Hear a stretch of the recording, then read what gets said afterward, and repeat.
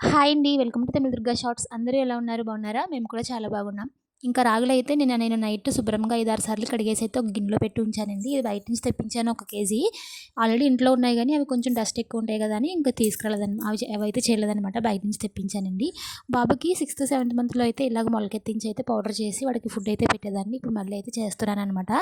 ఇంకా బాబు అయితే పైనుంచి నేను కిందకి దిగుతున్నట్టుగా అరుస్తున్నాడనమాట. కిందుంటే సరిగ్గా కుదురుండట్లేదండి. రోడ్డుకైతే వెళ్ళిపోతున్నాడు. ఇంకా అలా పైనైతే కూర్చోబెట్టాను.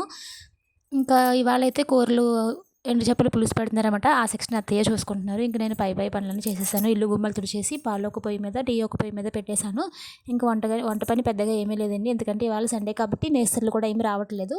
ఇంకా సరే నానబెట్టిన రాగుల్ని ఇలాగా వాటర్ డ్రైన్ చేసేసుకొని ఒక జల్లెడలో వేసి ఈ గిన్నెలోకి నీళ్ళు దిగుతాయి కదా, ఒక కాటన్ క్లాత్లో అయితే వేసాననమాట. ఇవి ఒక 24 అవర్స్ అలానే ఉంచితే మూట కట్టేసి మొలకలు అయితే మంచిగా వస్తాయన్నమాట.